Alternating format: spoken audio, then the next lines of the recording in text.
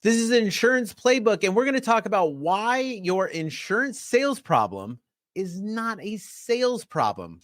Insurance dudes are on a mission to escape being handcuffed by our agencies. How?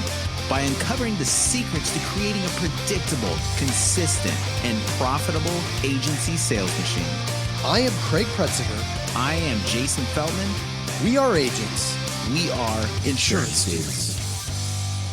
What up, Mr. Craig? What up, Mr. Jason? That is crazy. How is it even possible that your sales problem can't be a sales problem? I know. And that's what we always think, right? Is that anytime we're struggling with sales, we think, oh man, it's a sales problem. It's a sales problem. And then, so what do? So I think the first thing that I've done over the course of my career is they're not selling well.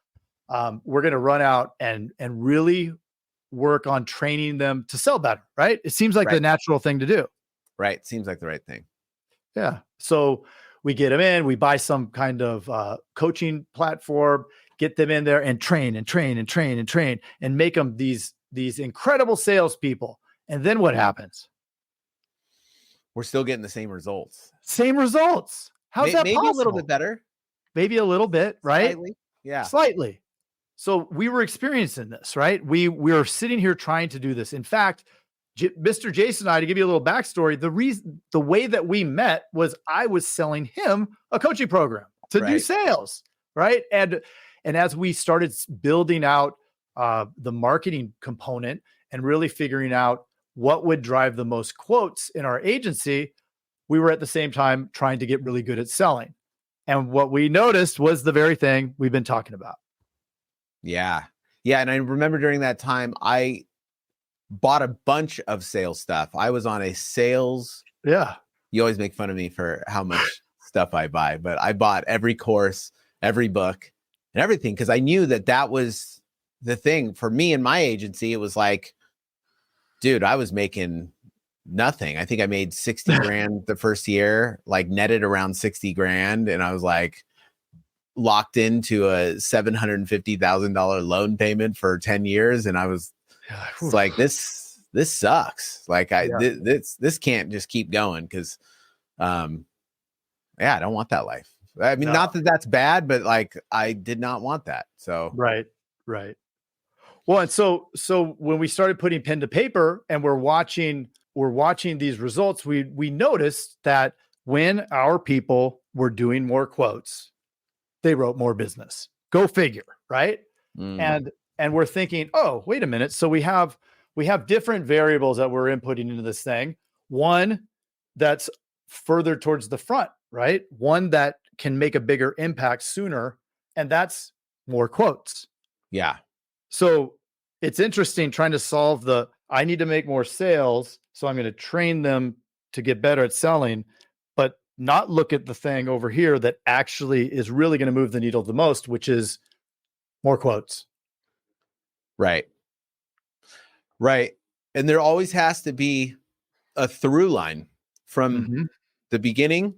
So the beginning would be making sure that there's enough people for them to talk to up until the end where you convert them to a client. Right. Yeah. And it's like every single touch point in between needs to be looked at. And what's fascinating, I didn't even realize this until we opened that second agency and we started selling a lot, is that, and we started, we had a big team of around 15 people at that time.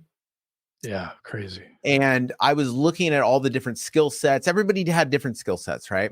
Based on numbers.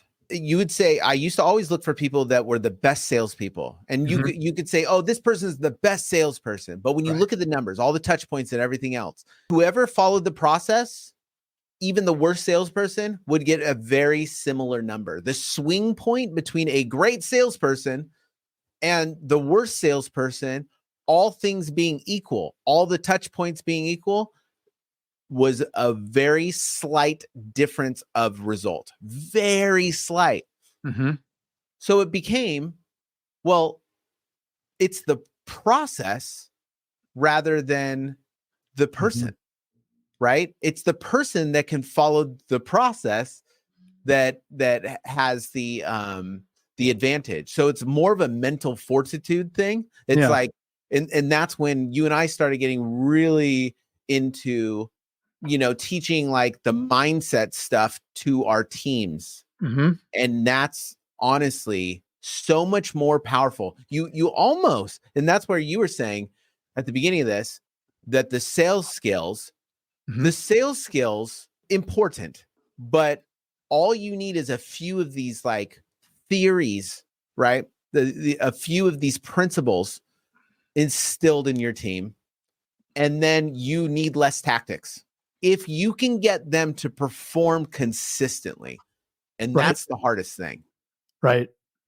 And in the beginning, I think it can help if you have one really good salesperson just to prove that it's doable, right? Because I remember like forever, my salespeople were stuck. And I mean, this is before, we opened the third, all that stuff, but they were stuck at that 2025, like above 25, almost impossible. Right. And it really felt like if somebody like got to 29 or 30, it was like, whoa, they crushed it.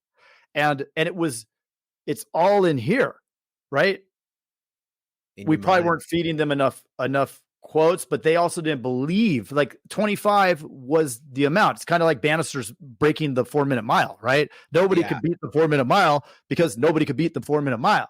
But as soon as somebody believed they could do it, they did. Yeah. And now everybody beats it, even you. Right. And if you can even take that to the agent. We work with so many agencies, and a lot of them come in and don't believe. As well. They're like, all right, well, let's see if this works.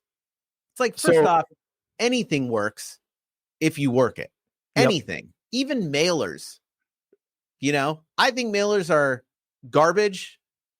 I mean, but they do work. They work. You're just going to have a higher CPS. That's fine. If you want to pay more,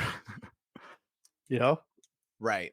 But if you do it and you follow the process and you do it for long enough and you track and measure, that'll work. Right. It won't work as well. I mean, you could get the same output, but maybe it's going to cost more. That's the problem, right? Like, I mean, after testing, and that's where you get, right?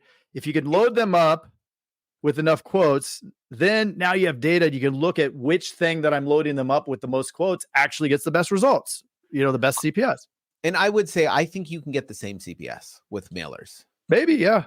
So I would say that the reason why you probably won't is because going back to everything that we're talking about now, consistency and having the process, it's impossible to track a lot of that and measure and be able to follow the KPIs. So although that you could get the same numbers, and I'm sure some people do, but there's no way to monitor that so that it can be done consistently like you can do if following a process of leads coming in, like definitive leads, like exactly this like these 10 people, their names and everything, and then tracking it all along your CRM and then following that. And like there's no way that you can't have that level of accuracy with mailers unless you're tracking every single incoming call and tagging them as a lead, and then tracking it back to the marketing material. And there's also no way to know how many people opened it. Right. Right. Like, I mean, and that's an important detail when you're spending tens of thousands of dollars because you need to get the volume from the mailer and you don't even know how many people opened it. It's problematic. Right. That's like saying, I don't know how many people, when I made dials, actually picked the phone up. And the second piece is arguably the second piece is the next most important piece, right? Because if we don't know our contact rate, if we don't know what they opened, then it's hard to make the next decision. Right. And I would argue that it's what if it's a branding play? If you have a independent agency, sure, it could be a little bit of a branding play as well. Yeah. But if you are a captive, you are promoting the captive agency. And what's crazy is they could take that material and then call in and then the call gets diverted to the local agent, and you did the marketing for it. Yeah. That's Amazing. bananas. It's bananas. I don't want to spend money for Sam's agency down the street, right? Right. Yeah. So that's a little tangent on. Yeah. mailers. Well, that's good stuff. I think we could put a button in it because we're 10:24 in. Cool.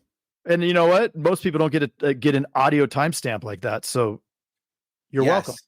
Do us a favor, subscribe. Whatever you're listening to right now, subscribe to this.